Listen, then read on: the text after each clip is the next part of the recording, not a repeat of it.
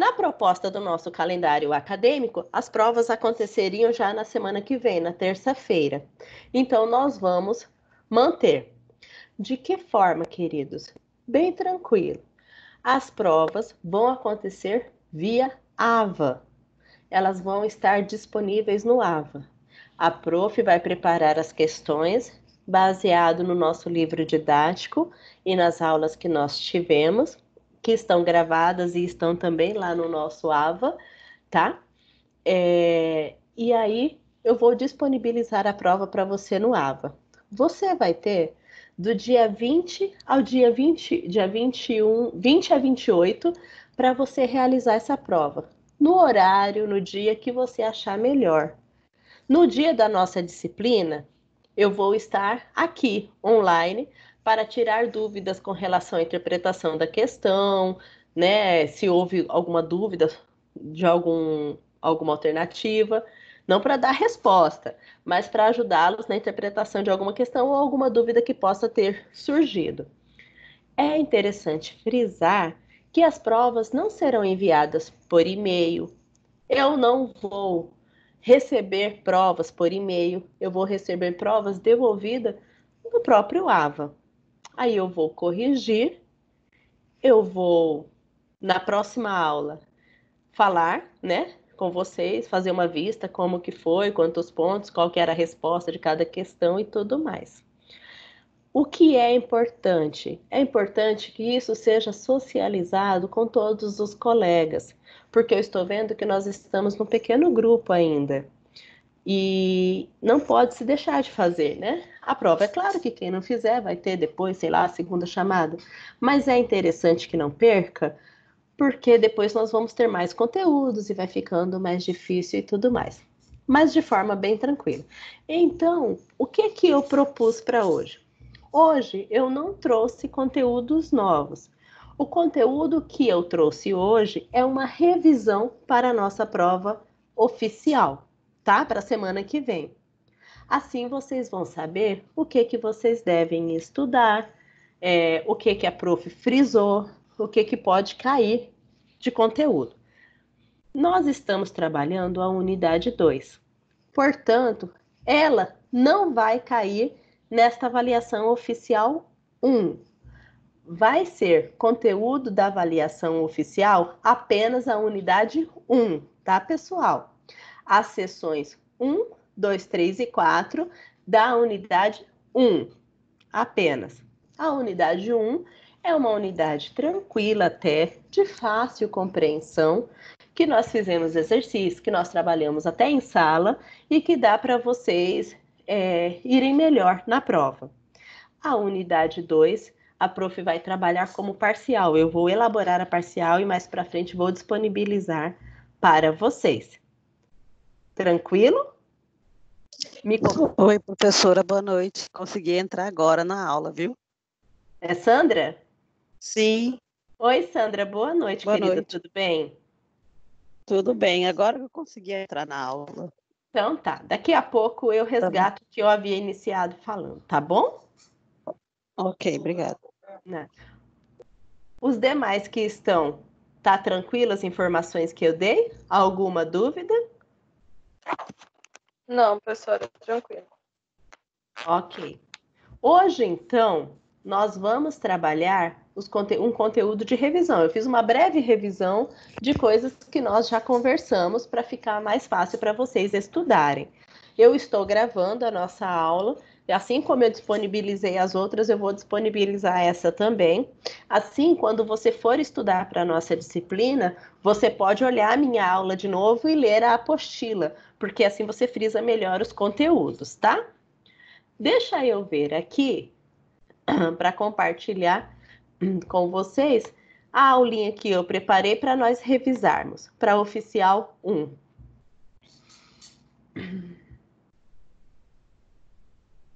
Apareceu para vocês, queridos? Sim, está aparecendo. Está aparecendo a revisão, né? Então vamos lá.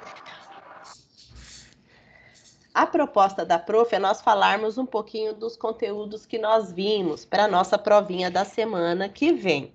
Uma coisa interessante a se saber, prezados, é que vai ter acesso à prova somente as pessoas que conseguem acessar o AVA.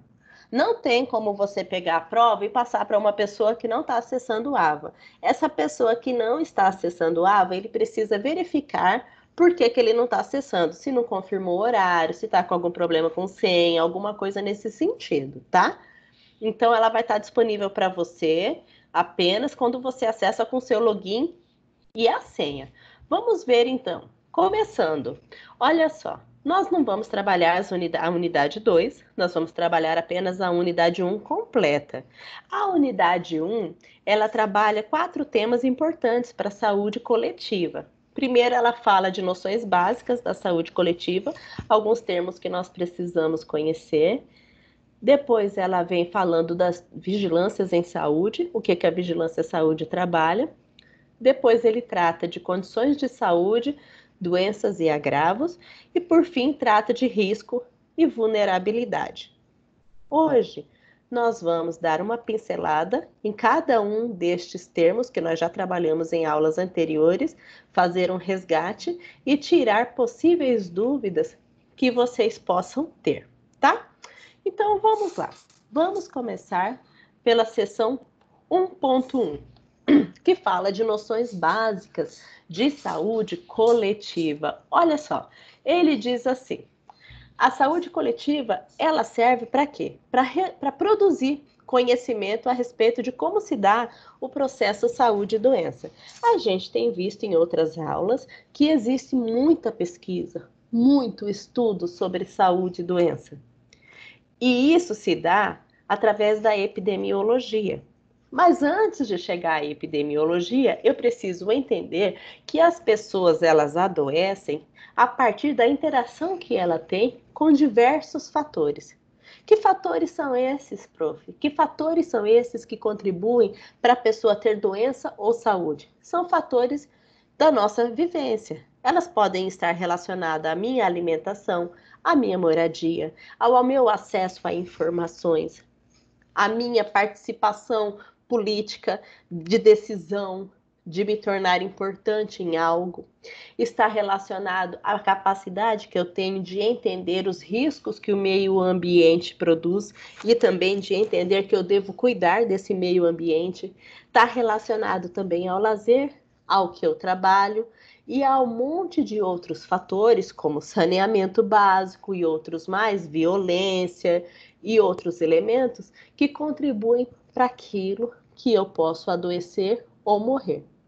O profissional, então, de saúde coletiva, ele precisa entender que o sistema, ele é formado por essa rede que está exposta para vocês aí, de fatores que contribuem para como o usuário vai adoecer ou morrer e chegar para você nos serviços de saúde.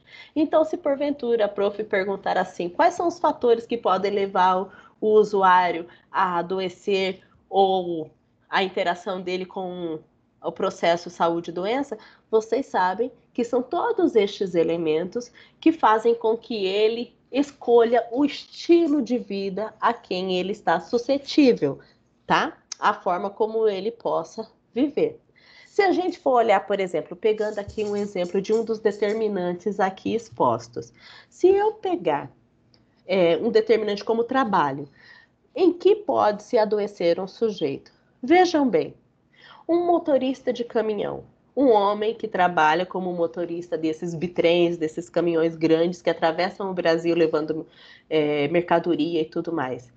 Tem uma rotina estressante de estrada, que faz alimentações às vezes pesadas e fora do horário, que não praticam nenhuma atividade física, que tem os estresses de cobrança de empresas e que tem estresse de estrada e que tem um monte de outros elementos do quais eles estão expostos nas vias por onde transitam, eles vão desenvolver algumas ansiedades, às vezes alguns deles fazem uso até de substâncias para conseguir rebites que eles chamam, né, para conseguir manter acordado, para conseguir dirigir, conseguir contemplar o tempo necessário, eles estão mais susceptíveis a adoecer por alguns fatores, como a ansiedade, síndrome do pânico, hipertensão, possível crise de AVE e até outras coisas mais, tá? Então, assim, só peguei um dos elementos aqui para vocês entenderem que cada um desse aqui pode levar uma pessoa a ser saudável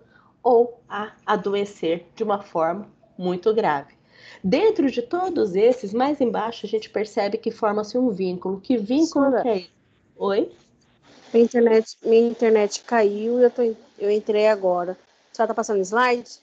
Tô no, Porque não tá tô no aparecendo aqui pra primeiro. mim. Tá aparecendo Não tá para os outros da aparecendo. turma? Sim. Sim, fica Sim, meu tranquilo. tá. Tenta entrar e sair de novo para você ver se dá certo o seu, Tá ok. tá? Tá. Mais embaixo a gente vê que se forma elementos como vínculo. Que elemento é esse? Para eu saber o que adoece o meu trabalhador, o meu usuário no sistema de saúde coletiva, eu preciso estabelecer, preciso conhecê-lo. Para eu conhecê-lo, para eu saber essas informações dele, eu preciso ter algum tipo de vínculo. Na saúde coletiva, eu não consigo deduzir as coisas só de olhar para um paciente. Eu preciso ir além, enxergar além, além da moradia, além das relações familiares, além daquilo que ele me passa dentro de um serviço de saúde, dos hábitos de vida. Então, eu só consigo saber dos fatores que levam ele a adoecer quando eu estabeleço vínculo com o meu cliente, com o meu paciente na saúde coletiva, tá? Continuando, então, esse é um dos primeiros momentos que a gente conversa. Dentro da saúde coletiva, eu preciso promover a saúde e prevenir doenças. O SUS me diz, lá na Lei 8.080 e também na Lei 8.142, que a saúde é um direito de todos, né? Dever do Estado, está até na nossa Constituição. E que eu devo garantir ao trabalhador, aos usuários do serviço, ao nosso paciente, eu devo garantir promoção, prevenção, reabilitação e cura ao sujeito. Para eu oferecer isso ao cliente, ele me diz mais ainda, o Sistema Único de Saúde diz que eu devo estar respaldado em 4 grandes elementos. Eu devo oferecer um serviço a ele que seja de cuidado integral. O que é esse cuidado integral que nós chamamos? É você entender o sujeito dentro da sua totalidade, né? Tem vários aspectos. Tem um pessoal do Sistema Único de Saúde que estuda a integralidade em vários conceitos. Vou trazer 2 deles. Primeiro, cuidado integral. Você conhecer a pessoa dentro da sua integralidade. Se ele chega para você com um corte na mão, não é você só enxergar aquele corte. É você enxergar ele como um todo, portador de outras necessidades, que implicações aquela lesão na mão vai trazer para a vida dele, o que consequências aquilo ali traz para ele, para a família dele, para a comunidade onde ele atua, qual é a representação do problema de saúde dele para a sociedade. A outra abordagem de integralidade diz respeito a você trabalhar com redes de serviço. Quando o usuário chega para você na saúde coletiva e você tem que encaminhá-lo para outro serviço. Digamos que você é nutricionista e de repente recebeu um paciente que você tem feito algum acompanhamento e você percebe que ele precisa de repente de um acompanhamento de endocrinologista. Você precisa encaminhá-lo. Isso é cuidado integral. Você percebeu que, além do seu cuidado, ele precisa de uma outra oferta de serviço. E, fora isso, ele precisa de um apoio psicológico também, para que ele possa se organizar melhor e acatar melhor as suas condutas. Quando eu oferto para o meu usuário uma integralidade, ou seja, uma continuidade dos cuidados que vão além do que eu posso ofertar, eu estou vendo ele dentro do SUS de uma forma integral, tá? Outra coisa que eu tenho que considerar também é que esse usuário que chega para mim lá no serviço, ele não é uma pessoa vazia, que não tem uma história, que não tem um saber popular, que não tem um conhecimento de vida. Não, ele tem saberes, ele tem crenças, e esses saberes e essas crenças, eles interferem diretamente na forma como o usuário vai ou não acatar as minhas propostas enquanto trabalhador da saúde. Então, eu preciso, sim, conhecer este usuário, levar em consideração quais são os saberes populares deles, quais são as crenças, em que medida essas crenças não trazem prejuízo ao processo de evolução dele dentro do que eu estou acompanhando, e agregar esses saberes e essas crenças à minha prática, para que a gente possa trabalhar em conjunto. Desde que esses saberes e essas crenças não tragam prejuízo ao usuário, a gente pode agregá-las ao nosso trabalho para que ele se sinta acolhido e valorizado também. Continuando ainda nestes elementos, nós não podemos deixar de pensar que toda a ação dentro da saúde coletiva que eu tenho para fazer saúde, para prevenir doenças, precisa ser uma ação humanizada. E eu sempre digo aos alunos, e disse na sala também, para vocês, eu disse no dia que eu dei essa aula, que ser uma ação humanizada não é chamar o paciente, oi vozinho, oi mãezinha, senta aqui queridinha, não é o inho. Não, a atenção humanizada é você ser interessado, é você ser resolutivo, é você ser responsável pelo paciente que você está acompanhando, é você ser estimulador daquele cliente para que ele possa dar conta das coisas, é você ser dedicado, sabe? Isso é a humanização. Quando você se dedica a um cliente ou a uma família para acompanhá-lo, você automaticamente humaniza a sua assistência porque você quer que aquilo dê certo. Você se responsabiliza para aquilo. E não menos importante e último, a autonomia. Nós precisamos, enquanto trabalhadores da área de saúde coletiva, promover sempre a autonomia dos nossos sujeitos. A autonomia é não deixar o paciente dependente de você. É você ensiná-lo a cuidar da sua saúde, é você empoderá-lo sobre o Sistema Único de Saúde para que ele seja conhecedor das políticas, para que ele possa requerer seus direitos. É você ser, como existe um autor chamado Mendes Gonçalves, no SUS, que diz que a gente é um advogado. Quando você estuda dentro de um curso na área da saúde e se informa mais sobre o SUS, você acaba se tornando um advogado do usuário. Quando você é advogado, você defende o seu usuário porque a gente acaba conhecendo um pouco mais. Então, a gente empodera este usuário de conhecimento. Então, a gente ensina, orienta e ele segue. A gente não deixa o usuário dependente. Não, a gente estimula a sua participação. Quando eu vejo que esses 4 elementos caminham junto comigo na minha prática para que eu possa promover saúde e prevenir doenças, eu consigo estabelecer o meu trabalho dentro da saúde coletiva. Tranquilo, queridos? Posso seguir? Tranquilo, professor. Pode. Então tá, meus amores, estou seguindo então. Nós sabemos que o Sistema Único de Saúde, ele é um sistema público, né? Ele é um sistema que tem lá os seus princípios, como a universalidade, a equidade, a integralidade, e que é gratuito, entre aspas, porque nós temos aí os impostos e tudo mais que todo mundo contribui para pagar. Mas existe, dentro do Sistema Único de Saúde, uma cláusula lá na Constituição que diz que ele também é complementado por serviços privados. Quando a gente faz essa abordagem de serviços complementares privados, a gente fala de sistema suplementar. É mais ou menos assim. Quando o serviço do SUS precisa ofertar ultrassonografia ou mamografia para algumas mulheres e não dá conta da demanda, o município, por exemplo, paga determinados números de atendimento para algumas empresas e junto com essas empresas aí particulares, ele aumenta a sua demanda de oferta à comunidade.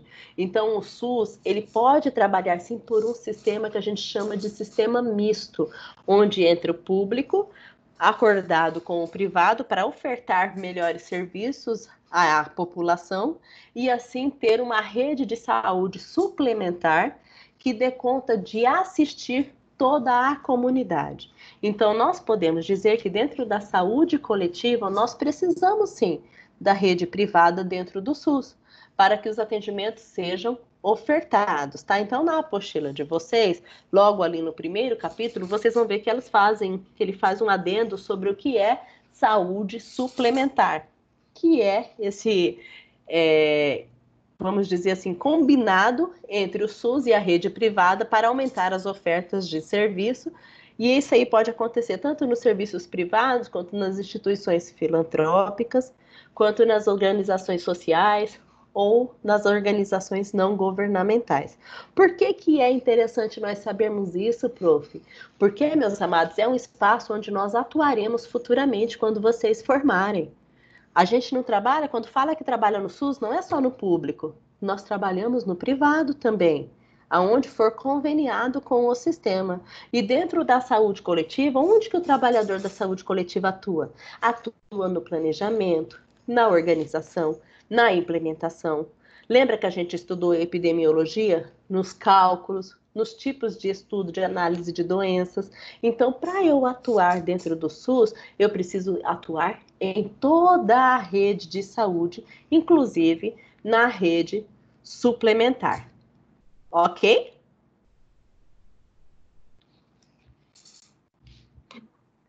Ok, professora. Ok, amados. Então, este foi Ok. Belezinha, a unidade 1. Agora, nós vamos para a unidade 1.2, que fala de vigilância em saúde, tá? Que também compõe o conteúdo da nossa avaliação oficial 1. A vigilância em saúde, ela tem estado muito em voga ultimamente, né? Por conta do coronavírus, a vigilância em saúde do Ministério é quem está querendo fazendo... entrar, professora. Oi? Tem alunos querendo entrar. Ah, eu deixei liberado para todos. Aqui, para mim, não tem ninguém. Aqui, para mim, eu deixei liberado para todo mundo. Eu não liberei ninguém. Hoje, todos que entraram foram sozinhos. Aí, aqui, não aparece ninguém para mim para autorizar. Quem que está tentando entrar? A Andréia Valquíria. Ah, A Gabriela também. Poxa, aqui Gabriela não... também. Será que não é o link ou alguma coisa? Porque aqui comigo, eu vejo aqui, ó. Aqui comigo estão... Deixa eu ver aqui certinho. Joilson tá aqui, a Fabiane... Eu não autorizei ninguém e também não aparece ninguém, amados, aqui para eu ingressar. O Joilson, a Fabiane, o João Gabriel, Luciane, Maria Eduarda... Deixa eu ver quem mais aqui... A Núbia, Sandra, Silmara, Sueli, Tainara e mais gente lá embaixo. Mas não aparece ninguém aguardando para entrar. Fala para eles tentarem pelo link novamente, ou talvez seja o horário, né? Porque eu deixei autorizado. Não tem nada para mim aparecendo, não. Tá?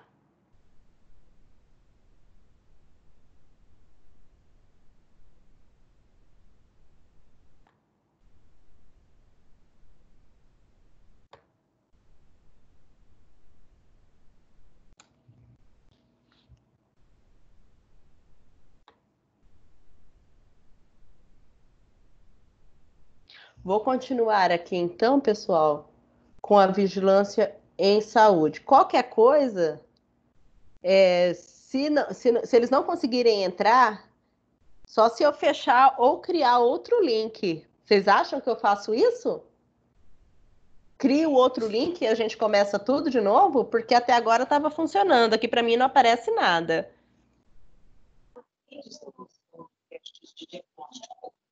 O que vocês acham, amados? Se ela quiser tentar, tudo bem. Pelo menos dá chance para as pessoas entrarem. Porque só se eu criar outro link e enviar para André de novo. Para ver o que está acontecendo. Né? Porque aqui não tem nada, eles não aparecem nem sinal. Eles nem entraram na nossa aula.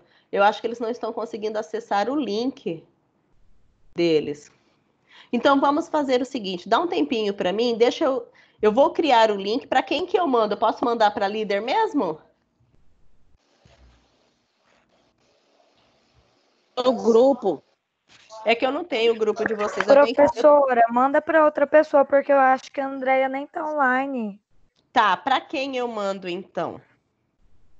Pode mandar para mim, eu mando no grupo. Então tá, vamos dar um tempinho, eu vou criar outro link. Você pega meu número aí, por favor, me chama aqui no WhatsApp. Tá bom, eu já vou chamar a senhora. Você tem meu número, né? Eu vou pegar aqui com a Andrea, eu vou ligar para ela. Ah, que pega agora 98409 98409. 5424. Vou te mandar um oi. Tá bom. E vou criar outro link. Vou fechar esse, meninos. Tá bom. Tá, Tá. tá ok.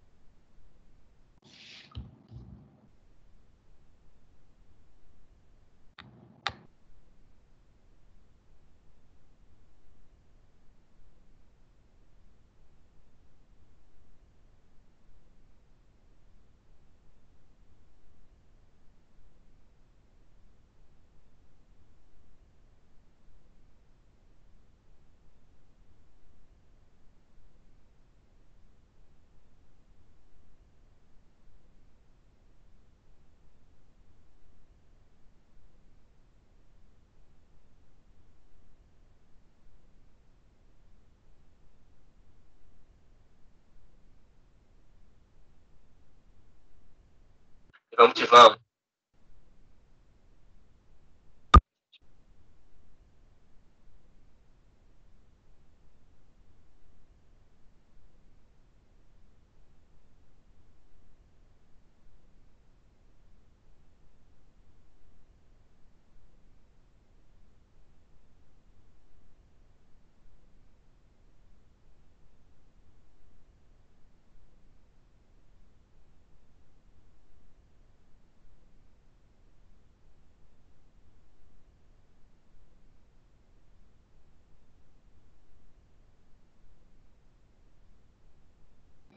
Tô aqui, gente.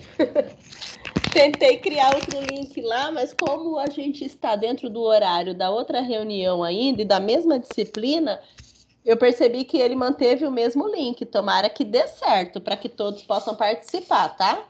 Mas se a maioria está conseguindo, eu creio que não é um problema com o aplicativo, pode ser com a internet de alguém, tá bom? Sim. Tá. O meu também deu certo aqui, professor. Tudo certo aí, né? Tudo certo, meu. Sim. Tá, então vamos fazer o seguinte, eu vou continuar de onde eu parei, que é lá do segundo conteúdo da sessão 1.2.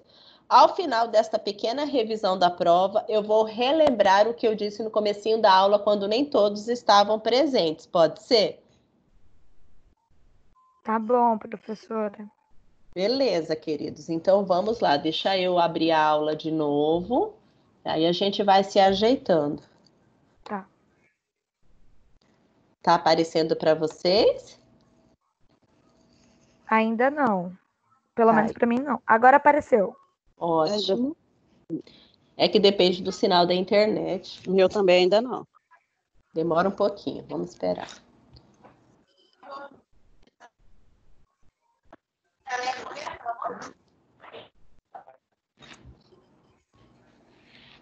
Apareceu? Posso continuar? Pode. Apareceu.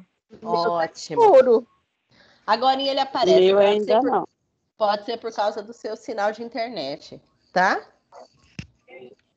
Professora, não querendo cortar a sua aula, mas quantas questões vai ter na sua prova? 10 questões, querido. Ah, tá, ótimo. Tá bom? Tá bom, obrigado. Nada. Bom, vamos lá. Olha só. Nós falamos da sessão 1.1 agora, nós vamos para a sessão 1.2, que fala de vigilância em saúde. Eu disse para vocês um pouquinho antes da gente parar que a gente está vivendo um grande momento dentro da vigilância em saúde. Ela está trabalhando bastante no Brasil. A vigilância em saúde é um órgão que atua nas 3 esferas: na União, no órgão federal, no estado e também no município, tá? Veja bem, o que é interessante para nós compreendermos da vigilância em saúde? A vigilância em saúde é um órgão responsável por fazer com que nós... Sumiu meu slide, voltou ou sumiu ou tá firme? Sumiu, professora. Agora ele vai voltar, é porque eu mexi aqui no mouse e eu vi que saiu. Agora ele vai voltar, eu abri de novo, tá? A vigilância em saúde, ela é um órgão responsável por acompanhar o processo de viver e adoecer das pessoas dentro de um determinado território.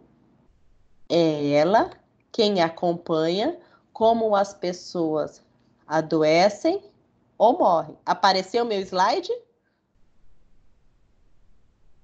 Não. Ô, slide, tá querendo hoje sumir? Espera aí, vamos de novo.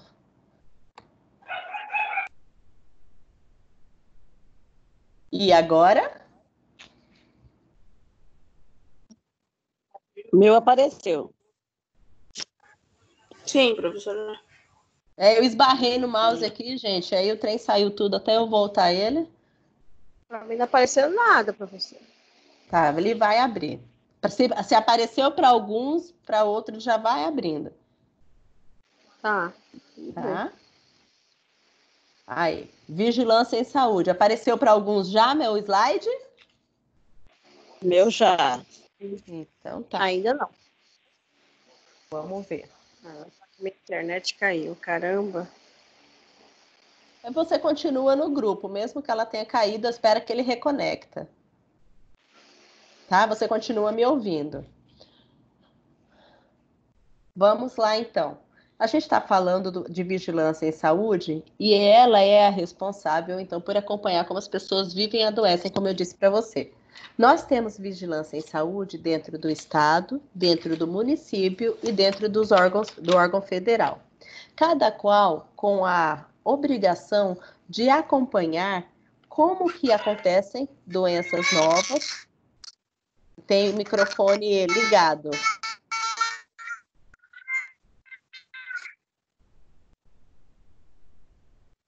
A gente tem...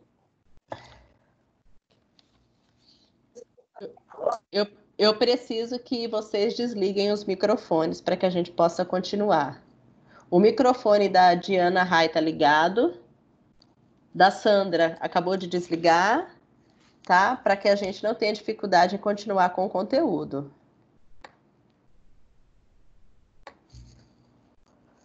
Bora lá, então. Continuando, então. Existem alguns tipos de vigilância em saúde que nós precisamos conhecer.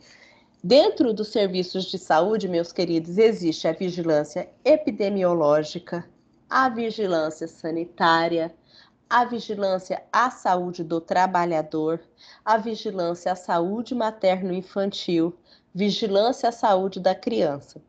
Nós vamos estar trabalhando a vigilância epidemiológica e a vigilância sanitária.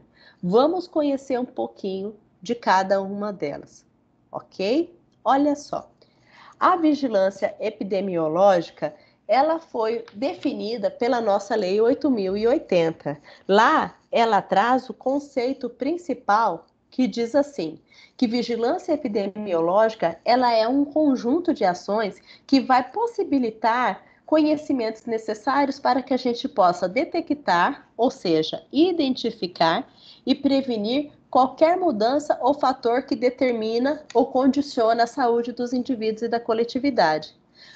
Com que propósito?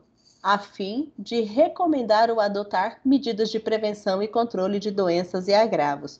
Ou seja, nós temos um órgão, que é a vigilância em saúde, como o próprio nome diz, que está ali alerta, vigilante a qualquer mudança de saúde dentro do nosso território que possa trazer algum problema e prejudicar a saúde de indivíduos de toda a coletividade e dentro disso tomar medidas de controle das doenças. Por isso que eu disse a você que em época de coronavírus ela nunca trabalhou tanto, porque ela é responsável em controlar casos novos, índices de mortalidade e número de pessoas internadas. É a vigilância também, junto com a vigilância sanitária e outros órgãos, responsável também em buscar formas de prevenção e tratamento da doença. Então, é um órgão de extrema importância para nós, porque é ela que regula a forma como os serviços se organizam, tá? Posso seguir, queridos? Sim, pode seguir. Tá bom. Pode.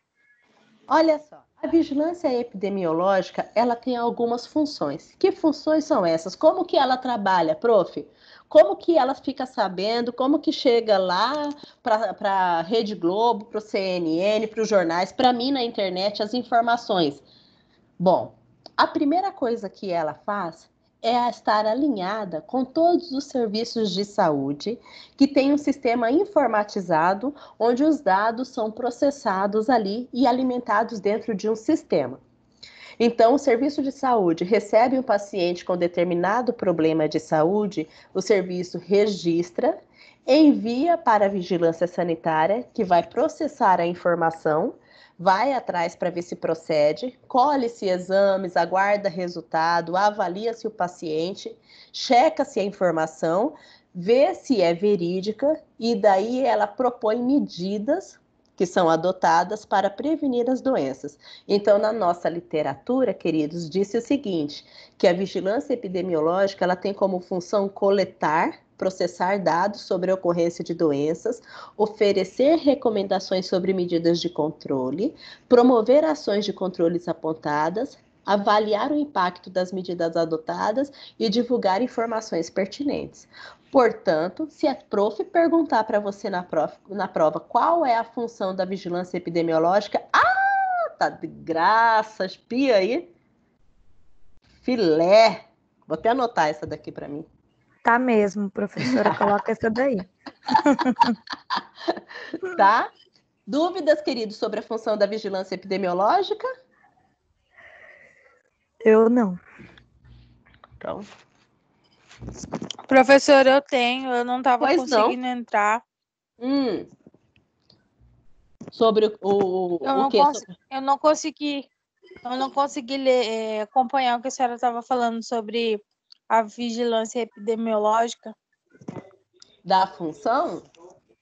Eu estou falando Isso. com quem? Gabriela.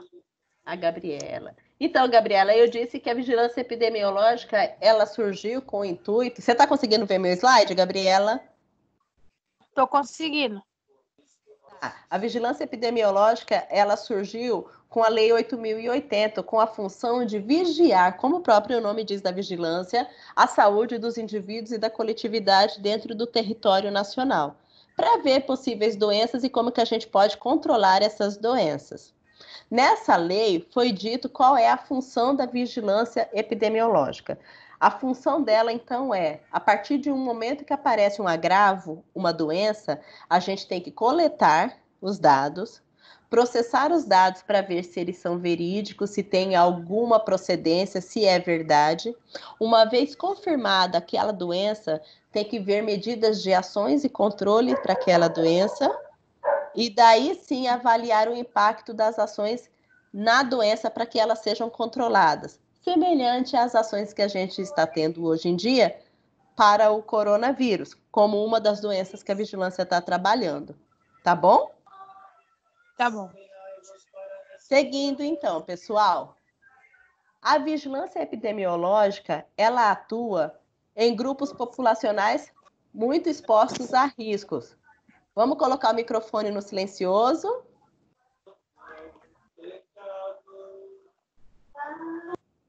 É a vigilância epidemiológica que identifica quem são os grupos que estão mais suscetíveis a adoecer e a morrer, tá? Então, por isso que nós trabalhamos dentro da vigilância com saúde materno-infantil, saúde do trabalhador, saúde do idoso. Por quê? Porque é através de pesquisas que identificou-se quais são os perfis populacionais que se adoecem e morrem mais. Então, a vigilância está atenta a este grupo populacional. Um exemplo, percebe-se que o idoso está mais suscetível a internar depois de pegar uma gripe que um paciente jovem por conta da sua imunidade. Então, a gente tem grupos específicos para conseguir vacinar a vacina da gripe. Se eu pego uma gripe hoje, eu tenho menos chances de desenvolver uma pneumonia que um idoso. Então, eu não componho um grupo de risco pela minha idade.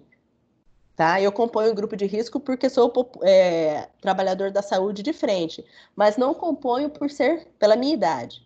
Então, é a vigilância que determina quais são as populações de riscos diferenciados que estão mais suscetíveis à morte, tá? Ou ao fator de adoecimento. Por quê? Porque isso traz prejuízo ao Sistema Único de Saúde e à família. Um paciente internado traz prejuízo tanto ao SUS por conta da permanência de internação, uso de material, medicação, alimentação, assim como a família, que tem que se deslocar, cuidar da pessoa internada e às vezes é um provedor. Então, tem todas essas questões que trazem prejuízo à sociedade, que a vigilância está atenta. Então, quem que estabelece, professora, quem é grupo de risco para determinadas doenças e quem não é? É a vigilância em saúde. Ok? Vou seguir, tá? Ok, professora. Ok, professora, pode seguir. Continuando, então, um outro tipo de vigilância em saúde que nós temos, além da vigilância epidemiológica, é a vigilância sanitária. A vigilância sanitária, amados, ela é muito conhecida, sabe por quê? Porque é ela que é responsável por controlar muita coisa que nós usamos. Medicamentos, alimentos, fiscalização de restaurante, fiscalização de espaços e ambientes externos. A vigilância sanitária, ela existe há muito tempo porque é ela quem propõe ação para eliminar, minimizar e até evitar risco à saúde por meio de intervenções. Como que ela faz isso? Ela vai, intervém no lugar, identifica problemas, tá? Que está relacionado tanto ao meio ambiente quanto à produção ou circulação de produtos e serviços de interesse à saúde. Então, a vigilância sanitária, ela também é extremamente importante para o controle e tem uma força muito grande para abrir e fechar determinados serviços. Quais são as principais ações da vigilância sanitária, então, que nós temos? Primeiro, a vigilância sanitária, ela faz controle de bens de consumo que possam, direta ou indiretamente, né, interferir na situação de saúde. Uma medicação, né, a medicação que a gente usa para gripe, ou medicação que a gente usa para descongestionar nariz, passa pela avaliação da vigilância para ver se não traz riscos, se ela traz mais riscos que benefício ao paciente. Um perfume ou um creme que a gente usa no corpo, ele precisa passar também pelo aval da vigilância sanitária, para dizer que ele não vai trazer prejuízo ao usuário. Então, direta ou indiretamente, ela é muito importante para nós, para produzir bens de consumo, tá? Preciso que você vá depois lá na sua apostila, na apostila que nós temos, lá no capítulo da seção 1.2, e dê uma olhada nas ações da vigilância sanitária. Isso é importante para você saber, tá? Fica aqui acordado entre nós que vocês vão fazer isso. Quero que vocês leiam lá para complementar melhor. Todos os serviços prestados relacionados à saúde, eles são fiscalizados também pela vigilância sanitária. Tá? Sobre os tipos de vigilância em saúde? Sim, professor. Então tá, nós revisamos a 1.1 e a 1.2. Vamos revisar a 1.3, meus queridos, que fala de condições de saúde, doenças e agravos.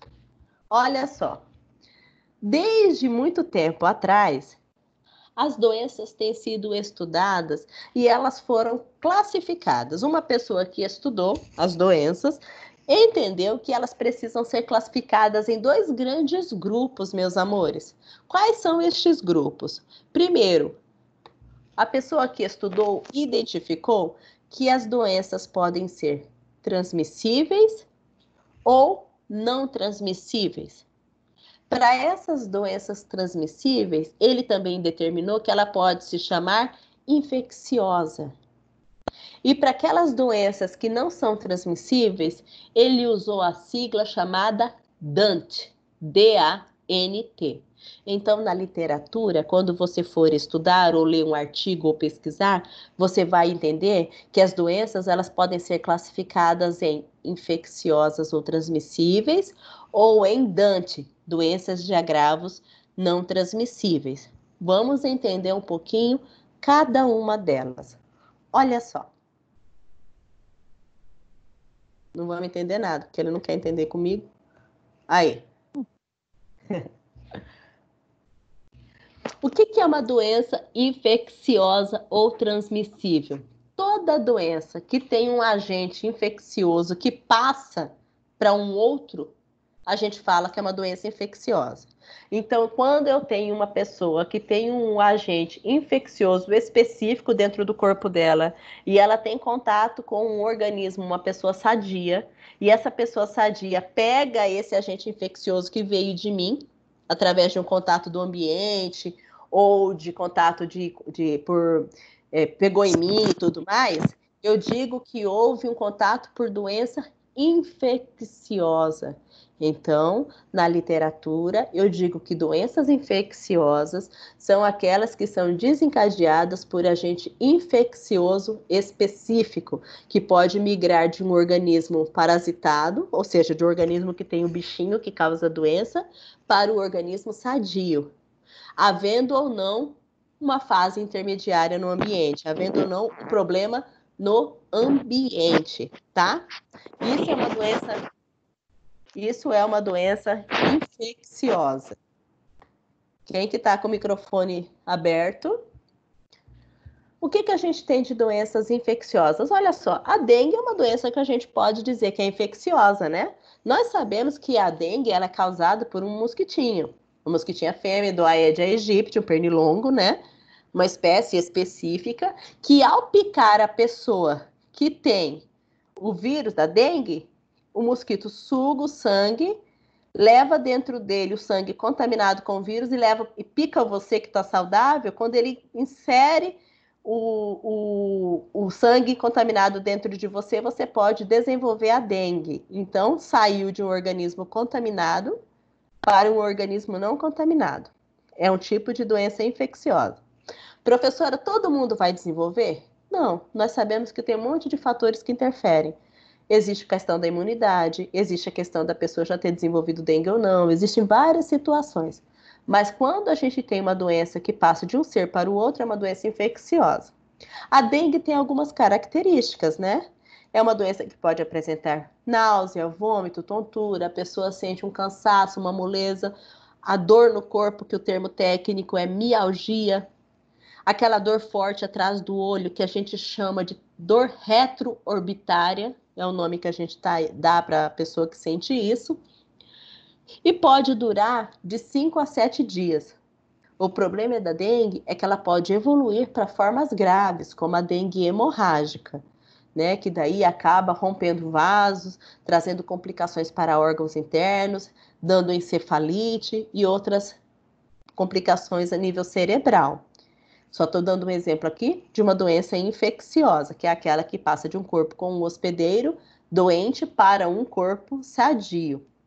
Outra doença infecciosa que a gente pode citar, a hanseníase. Vocês já devem ter ouvido falar. Já ouviram falar da hanseníase, gente? Já? Já ouviram falar da antiga... Já, né? Da antiga lepra? Desde os tempos da Bíblia, né? A gente ouve falar da hanseníase. E até hoje, a gente tem muito caso de hanseníase, sabia? Aqui em Cuiabá, está com muito caso de hanseníase. É claro que hoje, em virtude dos cuidados com o ambiente que a gente tem, da contaminação, do estilo de vida das pessoas, a gente não tem mais aquelas formas graves que a gente via com lesão de perda de dedos, de perda de septo nasal, né, de perda da marcha. A gente não tem mais essas características tão fortes, mas nós ainda temos pessoas que têm manchas na pele, com diminuição da sensibilidade, que tem o nervo comprometido, sente dores no nervo. E a hanseníase é uma doença que passa também por gotículas de saliva de um local para o outro. Qual que é a maior forma de contágio da hanseníase? É a aglomeração de pessoas em ambiente fechado. Famílias que vivem em casas com um cômodo pequeno e são cheios, né? Muita gente morando junto num cômodo só, a casa abafada. E aí, se uma pessoa tem, com o passar da convivência, dependendo da imunidade da outra pessoa, ela pode adquirir essa doença infecciosa, passando do corpo que tem o Mycobacterium leprae, que é o bacilo de Hansen, para um corpo sadio. Então, essa doença, antigamente, ela era uma doença muito estigmatizada. Hoje em dia, nós temos tratamento eficaz para ela. Existe tratamento no SUS, que pode ser de 6 meses a 1 ano, dependendo se for muito grave, até 24 meses. A pessoa faz este tratamento. Algumas pessoas usam a medicação e podem adquirir a cor na pele, né? Fica um pouquinho escura, mas depois some. Mas nós temos um caso sério. A maioria das pessoas que começam o tratamento da Hansen, elas abandonam depois de 2, 3 meses, porque melhora os sintomas e ela acha que sarou. E aí ela para de tomar e a doença volta com um bacilo muito mais resistente e aí ela passa a transmitir um bacilo mais forte para uma pessoa saudável. O Brasil, ele é o segundo no mundo com maior casos de doença. Então, percebam que no mundo inteiro, nós estamos em segundo lugar no número de hanseníase. Aqui no Mato Grosso, nós temos uma região muito endêmica ali para trás de Chapada dos Guimarães, que quase toda a população tem, viu? Tem até gente estudando isso. Ainda não passou a hanseníase. Portanto, ela é também uma doença infecto-contagiosa, tá? Como eu disse para vocês, o contato se dá pelo contato íntimo e prolongado. Então, não é assim, eu estou aqui com hanseníase, encostei em você, você vai pegar. Não é pelo tato, não é de encostar. É pelo convívio, tá? Pelo bacilo e se dá por meio da inalação. Então, eu tenho que inalar o espirro ou a tosse das pessoas pelas vias aéreas superiores. Aí o bacilo entra e ele aloja nos meus nervos. Ele ama um nervinho para alojar. E aí a pessoa começa a ter problemas de dor nos nervos e acaba cometendo a sensibilidade dela. Não sei se está claro para vocês ou se vocês querem que eu volte em alguma parte. Vocês podem falar, tá bom?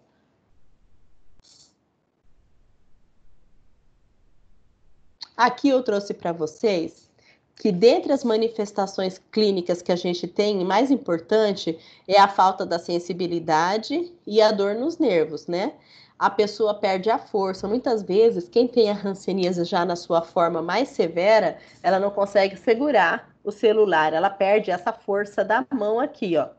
Uma coisa interessante que a gente percebe é que a pessoa que tem a mancha, que é um sinal da hanseníase, ela não consegue transpirar em cima da mancha. A gente analisa isso quando faz o exame físico.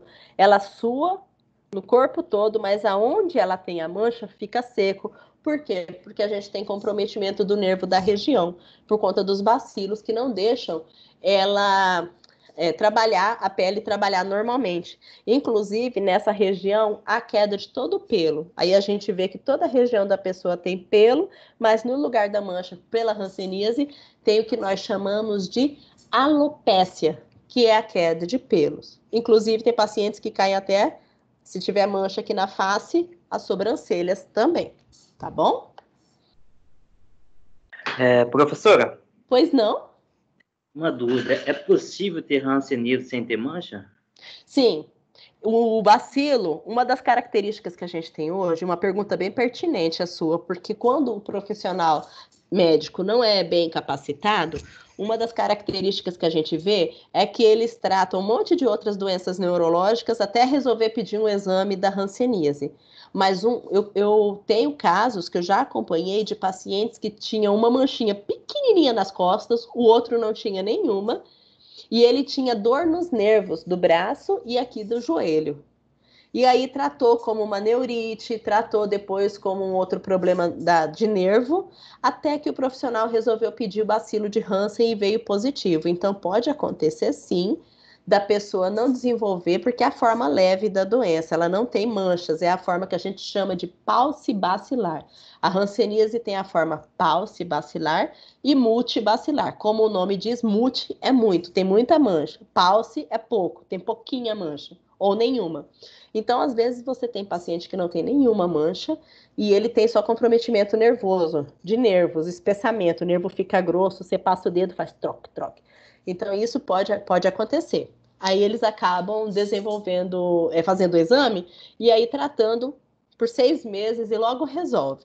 O tratamento da hanseníase, ele é feito por 3 medicações quando é de muitas manchas, que é a rifampicina, dapsona e a clofazimina.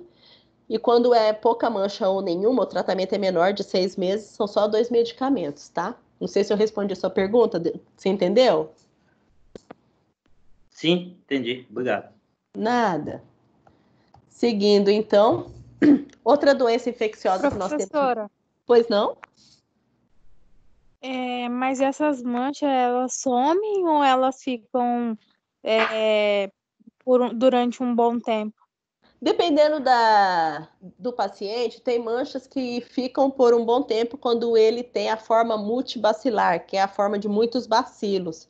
A mancha é muito grossa ou muito grande, ela demora a sumir, tá? Mas tem outras formas mais simples que a mancha some mais rápido. Depende da forma da hanseníase que o paciente tem. Tem muito paciente que é tratado também como micose, quando na verdade é mancha de hanseníase. Né? Então a gente sempre tem que estar olhando para ver se não tem falta de sensibilidade na mancha. A senhora está passando slide sobre a hanseníase? Não, né? Só texto. Porque o meu ainda está aqui no tipo de vigilância em saúde. O seu não andou? O do pessoal tá andando, gente? O meu tá andando. Eu acho Sim, o meu tá andando também. É sinal de internet. O meu tá dando. É sinal de internet. Se a internet sua tá lenta, você não me acompanha muito. Mas A eu minha não tô internet pondo tá figura, boa, tá? só. Tá. Tá bom. Tá? Outra doença que a gente vê muito na saúde coletiva também, que tem tomado muitos casos, é a SIDA, que a gente chama de Síndrome da Imunodeficiência Adquirida, que todo mundo conhece por HIV ou AIDS. Dificilmente você ouve uma pessoa falando de SIDA, mas no meio técnico apenas, tá? Nós sabemos que o HIV e a AIDS é uma doença que vem da resposta imunológica do indivíduo, né? E que já foi causa de muita morte na década de 80 até 90. Hoje em dia nós temos medicamentos eficazes que têm dado muito sucesso em manter o nosso paciente, vamos dizer assim, saudável. Não temos ainda 100% da cura, alguns casos até têm zerado o vírus do HIV, mas nós não temos ainda nenhuma literatura afirmando que o paciente foi curado definitivamente do HIV. Mas é uma doença que tem alastrado muito. Nós temos muito caso em Cuiabá mesmo. Uma coisa importante a se ver do HIV é que antigamente a gente caracterizava essa doença relacionada muito à população jovem, né? Aos homoafetivos ou até população masculina. Hoje em dia, quem tem grande quantidade de HIV é a população idosa. Nossos idosos estão padecendo muito. Por quê? Lembra que a gente conversou, não hoje, mas lá na aula que eu dei para vocês no primeiro dia, eu falei que o país tem passado por muitas mudanças demográficas, ou seja, na sua forma de viver. Hoje em dia, as pessoas vivem mais. Antigamente, na década de 80, morria-se com 60, 70 anos. Era raro você ver alguém chegar aos 80. Na nossa época de agora, os idosos estão mais produtivos, vivendo por mais tempos e mais sozinhos, eles querem ser autônomos. Então, está se configurando um novo perfil de saúde do idoso, do qual nós ainda não temos nos estruturado. E essas pessoas da terceira idade, elas se relacionam. E ao se relacionar, elas não se protegem e estão desenvolvendo muito as doenças sexualmente transmissíveis e entre elas o HIV/AIDS. Mas, prof, qual que é a diferença de HIV para AIDS? É a mesma coisa? Veja bem, queridos, HIV sou eu ter o vírus. AIDS sou eu ter o conjunto de sinais e sintomas da doença. Então, quando eu tenho a característica saudável, eu não tenho nenhum sinal, nenhum sintoma, só tenho o vírus no sangue, eu tenho HIV. Quando eu tenho tuberculose, ou eu tenho uma lesão na face, ou eu tenho outros sinais, eu estou tendo AIDS, tá? Só para deixar claro na cabecinha de vocês. Então, é uma doença de transmissão sexual, né, que ela pode transmitir no sexo, ou por agulhas contaminadas. Ela também pode se passar por transfusão de sangue, sangue contaminado, passa da mãe para o filho no parto, que a gente chama de transmissão vertical, passa no aleitamento materno, quando a mãe tem o vírus e a gente não cuida, ela amamenta o bebê, passa para o bebezinho também, e aí a gente tem que cuidar. Em especial, nós que somos trabalhadores da área da saúde, muito cuidado com material pérfuro cortante, punção de veias, material que a gente não guarda em descarpaque ou lugares adequados e você acaba se acidentando. Nós temos muitos casos de profissionais que, por desatenção, acabam se contaminando, né, com esses materiais. Doutora, Oi? e, por exemplo, vamos supor, a gente vai ficar com uma pessoa, essa pessoa tem HIV e ela tem uma ferida na boca, por exemplo, interna, né, que a gente não está vendo. Consegue ver, né? Tem risco também? Se você tiver uma ferida na boca ou uma cárie aberta ou alguma coisa, você tem risco, sim. Mas caso eu não tenha e essa pessoa tenha, por exemplo... Se ela tiver uma ferida que sangra, sim, você vai estar ingerindo a partícula sanguínea, sim. Entendeu? Ela tem uma lesão na boca. Vamos supor que ela tem uma afta. Uhum. E essa afta tá naquela fase dolorida, branquinha, sabe? Que tá machucada. Sim. Uhum. Então, se você fica com a pessoa e beija essa pessoa, aquela afta, ela está eliminando ali naturalmente o material dela de inflamação. Então, você acaba ingerindo na troca de salivas o vírus. Então, há sim o risco de contaminação. Quando que não se contamina, que os estudos afirmam? Quando ambas as bocas estão saudáveis. Mas é difícil você garantir isso, né? Não tem como você ver. Agora, antes de Entendeu? beijar a pessoa, a gente tem que dar uma Nossa, abre a examinada. boca e tira uma foto aí pra eu ver, né? A gente fica meio doido, né, quando trabalha assim, na área da saúde, porque tudo pra gente é um risco. Você precisa ver eu com a Obrigada minha por filha tirar a aqui. dúvida, professora. Nada, eu boto terror na minha filha aqui. Você precisa ver, ó, toda hora que ela fala de um, eu assusto ela, coitada. Até imagino. Ô, professora, Professora, Sim. esse vírus ele fica incubado por quanto tempo, assim? O vírus HIV, ele pode ficar sem dar sinais por muito tempo, depende da imunidade do sujeito. Tem pessoas, por exemplo, que entram em contato com ele em 1 ano, ele apresenta sinais, e eu já vi estudos de pessoas que só depois de 5, 10 anos que foram apresentar sintomas. Então, a janela imunológica que a gente trabalha hoje é até 1 ano, dependendo da imunidade do sujeito. Então, por exemplo, digamos que eu hoje fui fazer uma medicação num paciente HIV, sei lá, e aí na hora que eu fui fazer a medicação, eu me perfurei sem querer com a agulha do paciente. Por um período a cada 3 meses, eu vou fazendo os exames, porque eu estou no que nós chamamos de janela imunológica. A minha janela está aberta, depende muito da minha imunologia e do meu contato com o vírus, entendeu? Para saber como o meu corpo vai responder. É claro que hoje nós temos tratamento antirretroviral, a gente já entra com um coquetel quando o paciente, o profissional entra em contato com isso, rapidamente já se entra com uma bomba de medicamentos nele para impedir, querendo ou não, comprovado ou não que ele tem vírus, a gente faz medicamento. Mas eu só estou dando um exemplo, assim, pode ficar, dependendo da imunidade do sujeito, 1 ano ou às vezes até mais para manifestar, tá? Posso seguir, gente? hein, professora, deixa eu falar uma coisa. E não pode esquecer de quando fazer qualquer tipo de procedimento em paciente com HIV, nunca fazer sozinho, né? Aonde eu trabalho, teve um probleminha que um paciente, uma enfermeira foi manusear o paciente e ele tentou furar ela para contaminar. Sim, nós temos casos Meu assim Deus, não mesmo, né? acredito nisso. Nós temos Eles casos fazem. de uma revolta interior, que eu também já li estudos e já vi também pessoas que contaminam o outro, né? Bora lá, então, continuando, gente, senão a reunião vai encerrar aqui, ó, e nós não terminamos. Bora lá. Nunca é demais a gente falar, né, que cuidados eu tenho que ter para controlar o HIV/AIDS. Então, para prevenir essa doença, eu tenho que usar sempre preservativo, e é sempre. Tem gente que acha que durante relação sexual, vou pôr só um pouquinho e tiro, não contamina. Contamina sim, porque a vulva e a genitália feminina é altamente lubrificada, não dá para saber, e a genitália masculina, mesmo que não tenha ejaculação, aquele pequeno fluido que sai da região peniana contém também o vírus. Então, preservativo no 12, não pode ficar sem usar, tá? Seringas e agulhas sempre descartáveis e luvas para tudo. A gente não manipula paciente, material contaminado, feridas, líquidos, secreção. A gente não toca em nada que é do paciente sem uma luva pelo menos de procedimento para proteger. Tem sempre que ficar atento, em especial nós que trabalhamos muito na área da saúde, da rotina.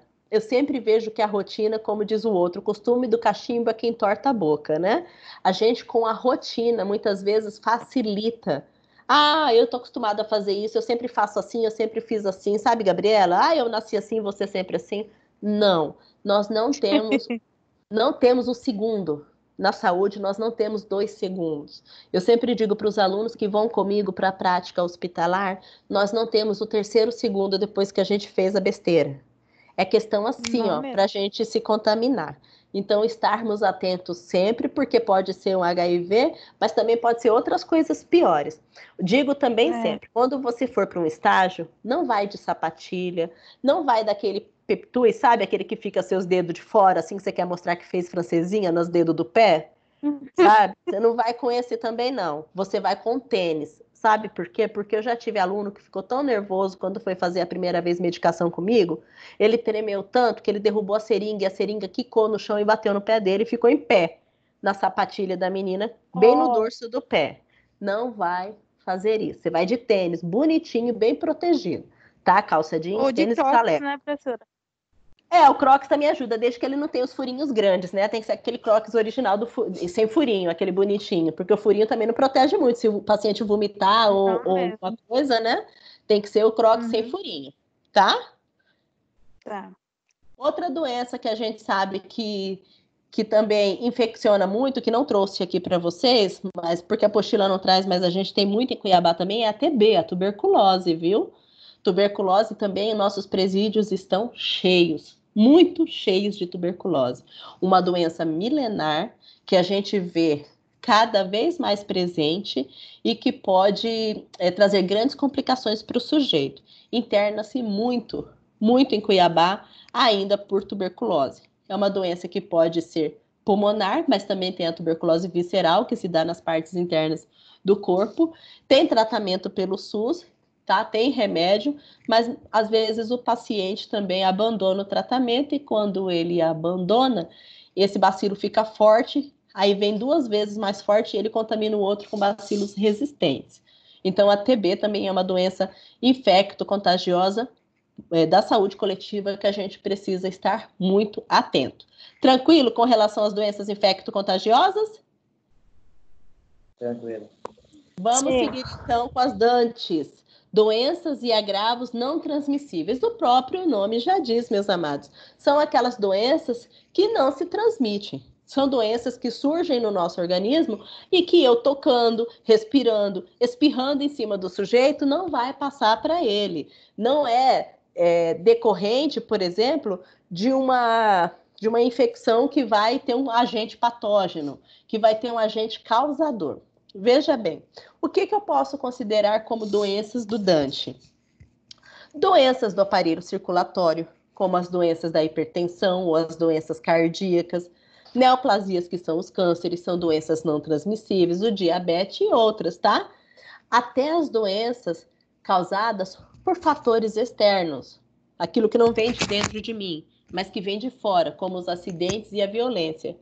Elas são consideradas as principais causas de morte prematura do brasileiro. O brasileiro tem morrido muito por doenças cardíacas, morrido muito por acidente de moto, morrido muito por violência, por arma de fogo e arma branca, tá? Por que isso tem acontecido muito? Veja bem, desculpa, as doenças não transmissíveis, elas têm se agravado muito ao longo do tempo devido à forma como a sociedade vem se organizando e a forma como a nossa vida tem se organizando também, né? Nós tivemos a época da industrialização, em que as pessoas começaram a trabalhar muito, correr muito, né? E depois tivemos a época dos fast foods, alimentações mais rápidas.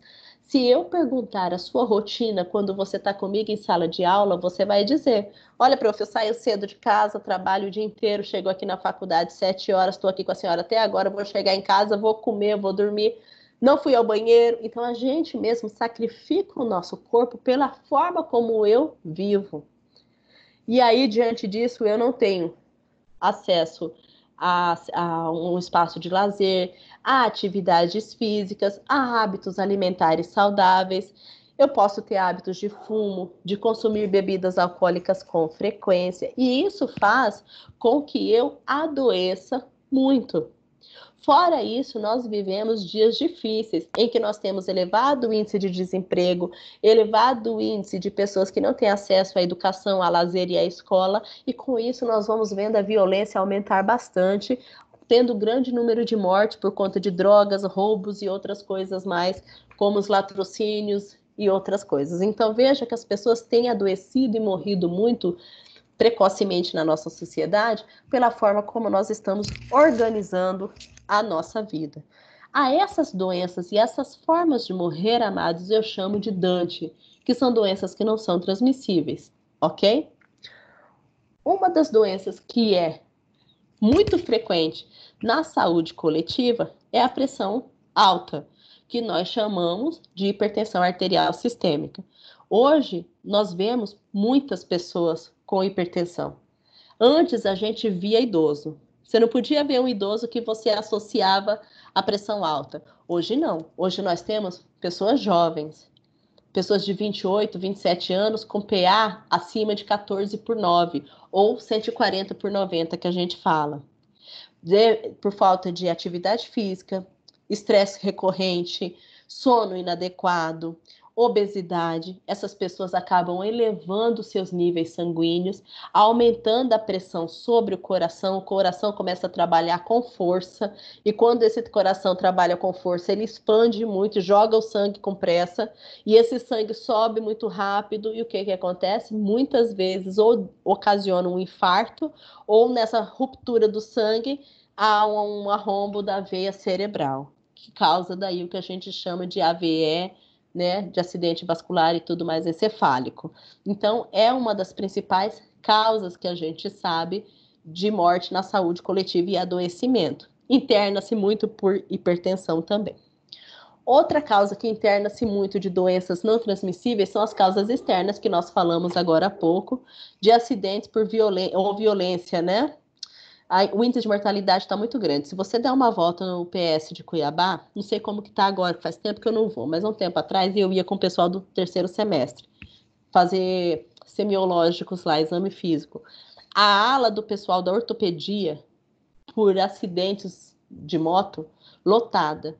E você sabe o que é pior? Por gente muito jovem, e fica muito tempo internado, porque você tem que aguardar a vaga, né, da cirurgia para ser liberado e tudo mais. Então, tinha meninos ali de 27, 25, 23 anos, há mais de 6 meses internado no hospital. E aí, o que acontece? Ele tem maior risco de adquirir infecção, porque está ali parado. Aquela lesão que deixou ele ali piora para uma outra, outro agravo, e aí a gente só vai complicando. Então, as causas externas são demais de importante para nós que trabalhamos na saúde coletiva, sabermos gerir e sabermos organizar o sistema também. Tranquilo? Posso seguir?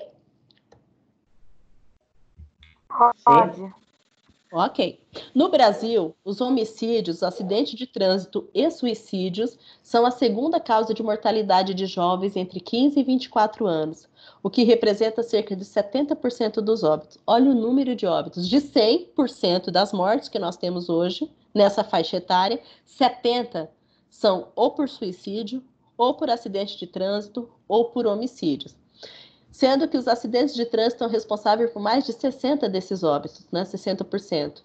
E deixa muita gente jovem incapaz, cadeirante e às vezes acamado, né? Deixando numa situação muito complexa. Então, é um grave problema de saúde pública que a gente precisa intervir urgentemente, conscientizando a população jovem, conscientizando medidas que possam melhorar a condição de saúde dos sujeitos, tá? Tranquilo com relação à unidade 1.3? Posso ir para a nossa última? Tranquilo. Sim. Então, vamos lá. Beleza, galerinha? Bora lá nós para a nossa última, então, que fala de risco e vulnerabilidade.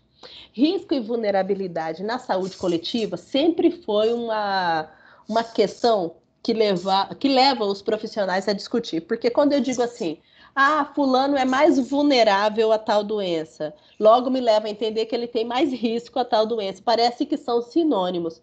São quase sinônimos. Há alguma coisinha só que diferencia, quase nada, que nós vamos entender agora. Mas antes de entender o que é risco e o que é vulnerabilidade, eu preciso acompanhar o que nós vimos no último slide, quando nós falamos de população jovem com homicídio e com risco de morte, e ver que no país hoje, um dos maiores problemas que a gente viu que tem matado muito menino novo, é a violência, né? Então, a violência hoje, para o Ministério da Saúde, ela entrou como um principal problema de saúde pública em todo o mundo, devido à morte, lesões físicas e problemas psicológicos.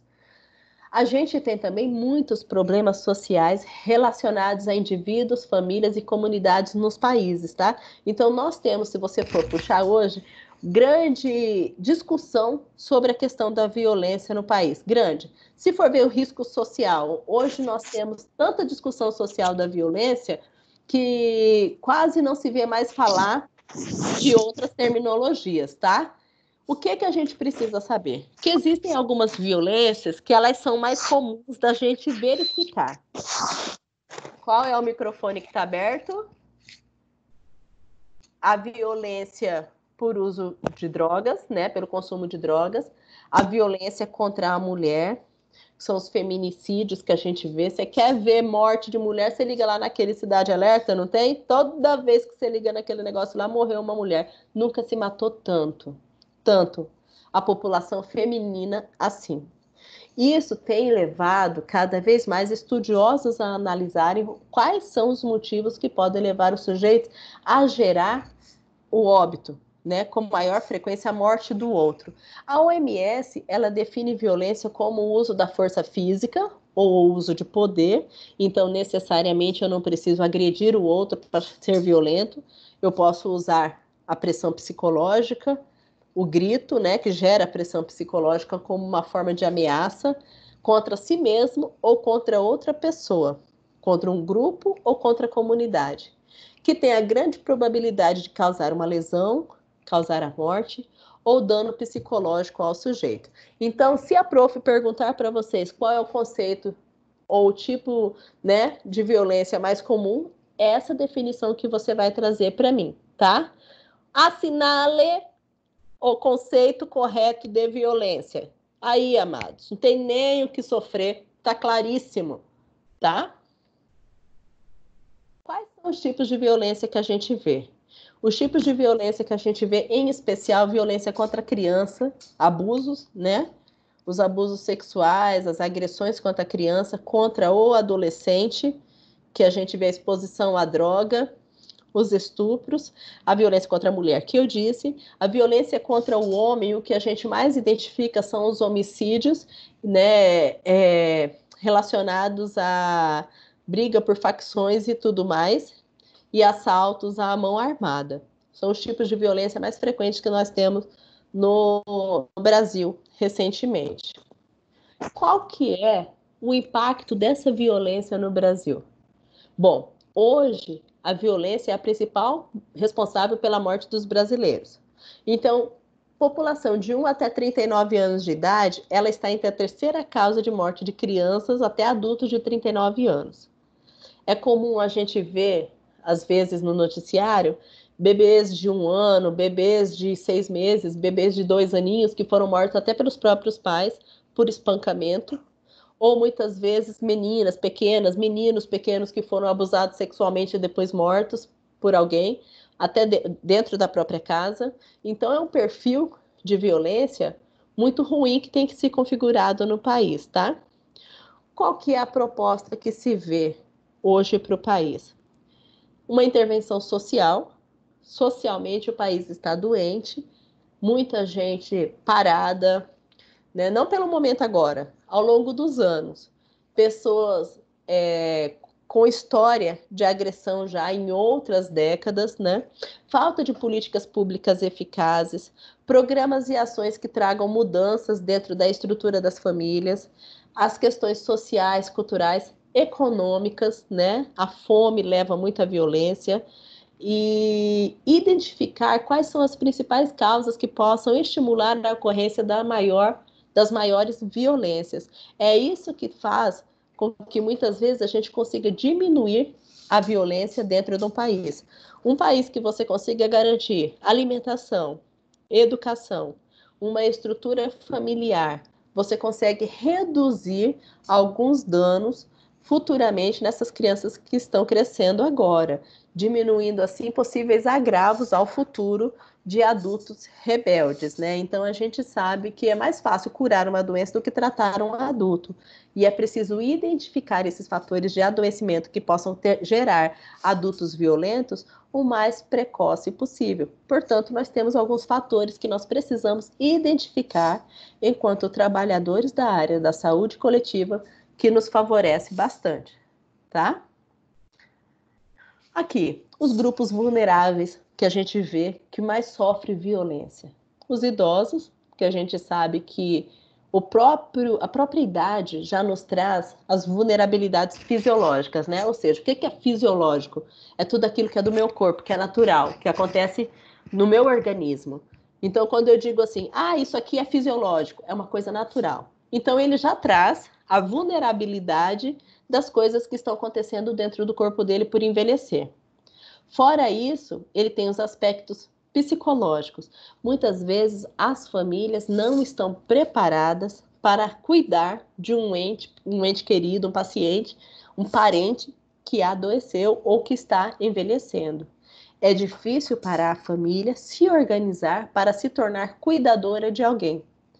Às vezes tem que parar de trabalhar, às vezes tem que se revezar nos cuidados, ou o idoso perde a capacidade de ser rápido, se torna mais lento, tem pessoas que não têm paciência, e essas vulnerabilidades, quando a estrutura familiar não é organizada, faz com que esses idosos estejam sujeitos às violências, muitas vezes nem físicas, mas psicológicas, com tons agressivos, né? Ameaças que podem prejudicá-los. Outro grupo vulnerável, como nós vimos, são as crianças, né? Que a gente tem visto bastante, que tem sofrido as violências sexuais. Eu acho que nunca se falou tanto de abuso sexual e pedofilia como em tempos de agora, né? Muita negligência também nos cuidados das crianças. Crianças cuidando de crianças, crianças sendo negligenciadas, ficando sozinhas. Hoje a gente tem uma estrutura familiar um pouco mais dificultada, que precisa de cuidados também. Adolescentes, né, que sofrem as violências sexuais. Os adolescentes, eles são vítimas e os autores da violência podem estar fora de casa porque eles se envolvem principalmente com a criminalidade, né? A criminalidade, ela tem chamado muito o jovem, muito o adolescente, iludido muito as facções, a busca por reconhecimento. Esses tempos eu fui numa palestra, numa escola de uma região de Cuiabá, e ao fazer a palestra eu ouvi um menino falando, um menino da escola, ele disse assim que numa festa que ele foi, 16 anos tem um menino, as meninas gostam muito do rapazinho que usa tornozeleira. Percebam que há uma valorização de quem usa tornozeleira eletrônica. Aí ele me disse isso, ele falou assim, é que a senhora não sabe, viu, dona? Mas aqui a gente, quando vai nas festas, as meninas gostam muito dos caras que usam tornozeleira. Então, existe uma valorização cultural inversa que tem se configurado e que tem mudado muito a forma como as pessoas percebem e veem as coisas, estimulando e ludibriando o jovem a se envolver, muitas vezes, com o tráfico de drogas e outros mecanismos de violência. Ok? As mulheres, nós já falamos dela, né? Como violência sexual. As mulheres que são muitas vezes vítimas de feminicídio e violência ao indivíduo do sexo masculino, e as agressões físicas dos homens também, muitos morrendo por acidente, como nós vimos também anteriormente, e por armas de fogo também. São os grupos vulneráveis que a gente chama, os grupos que têm maior propensão a desenvolver algum tipo de violência. Agora, prestem atenção comigo aqui nesses conceitos. O que é risco e o que é vulnerabilidade? A professora já está enrolando a língua. Risco, ele é entendido pela epidemiologia como a probabilidade da ocorrência de uma doença acontecer, ou um óbito, ou uma condição de saúde, dentro de uma população por um período de tempo determinado. Então, quando eu digo que uma população tem propensão para desenvolver uma doença dentro de um período de tempo, eu estou falando que ela tem um maior risco. Agora, quando eu digo que um indivíduo ou um grupo tem algumas questões individuais ou sociais que tornam ele mais suscetível a desenvolver determinados agravos ou adoecimentos, eu digo que ele tem vulnerabilidades. Vocês entenderam a diferença dos conceitos? Da vulnerabilidade não entendi muito, professora. Explica, por favor. Explico sim. Veja bem, a vulnerabilidade é quando eu digo que o indivíduo ou um grupo de pessoas tem maior propensão de ter uma doença ou um agravo devido a umas questões sociais, individuais, que ela está exposta, tá? Não precisa ter um tempo, não precisa ter um espaço. Então, quando eu tenho um bairro que tem ali um córrego que corre a céu aberto, eu digo que aquela população está mais vulnerável a ter doenças, a vermes e doenças parasitárias do que outras. Quando eu tenho uma doença que tem um tempo para acontecer dentro de um espaço de um território, eu digo que ela tem risco. Vamos começar de novo. Vulnerabilidade. Ou seja, igual eu, se eu tenho uma moto e eu ando só correndo, eu sou vulnerabilidade, então? Você é vulnerável a ter mais acidente. Entendi. Entendeu? Sim, agora, entendi. Entendeu? Agora, se você, digamos, Deus o livre, você sofre um acidente de moto. Aí você fica no hospital 3 meses. Você tem maior risco de desenvolver infecção. Compreendeu o risco? Entendi. Porque você tem uma doença, você tem um tempo e você tem um local que te deixa mais em risco. Compreendeu? Essa é a melhor definição que você fez.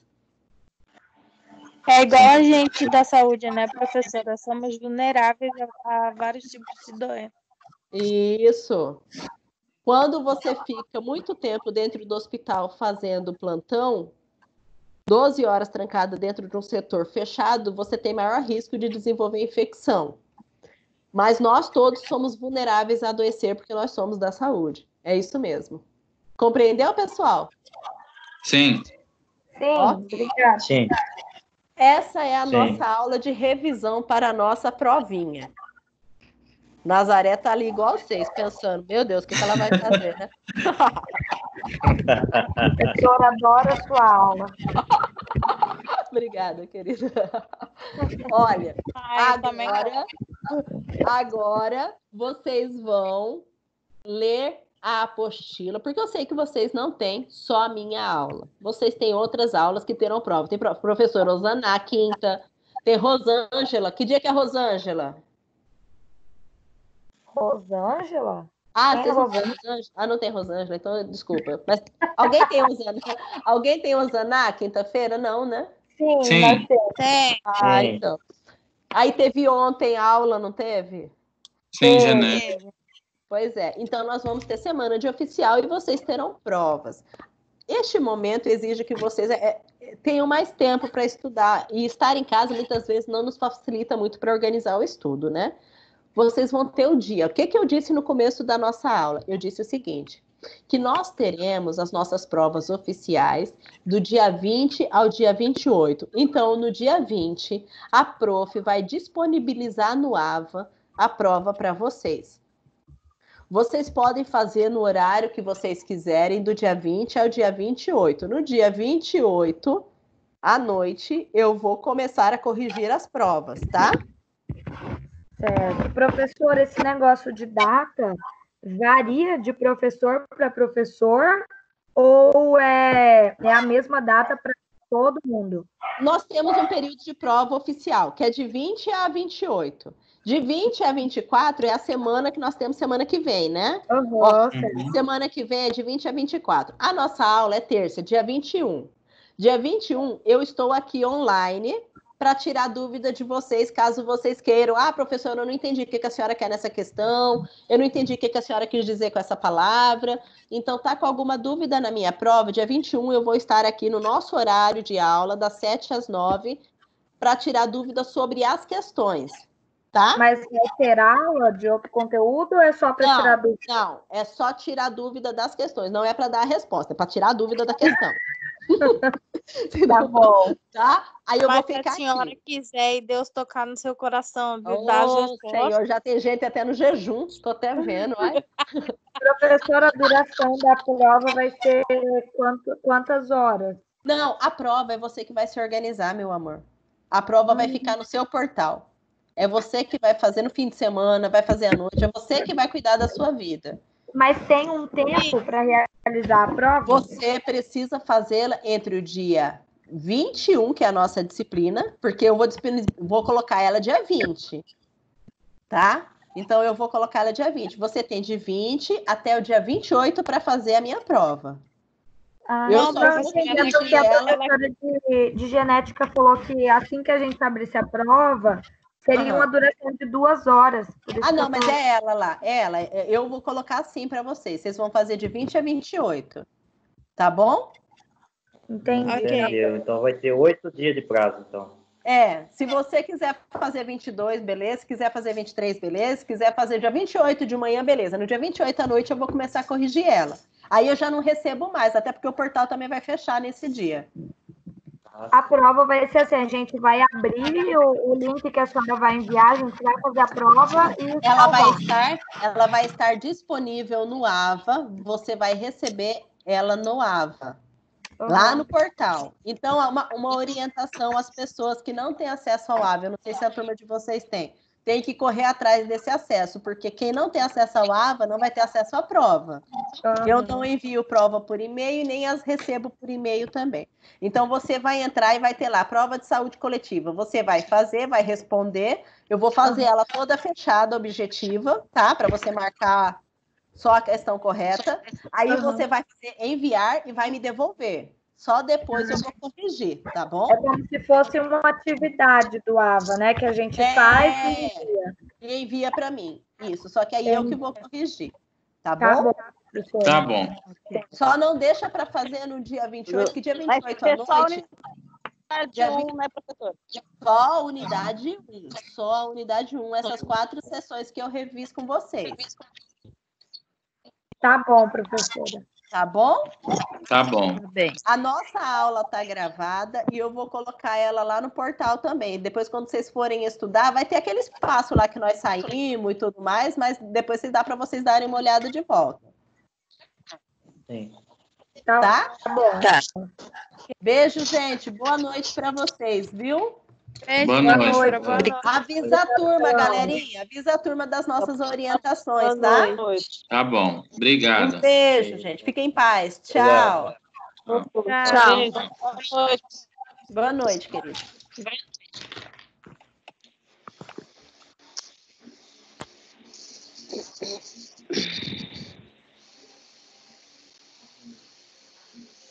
Que coisa.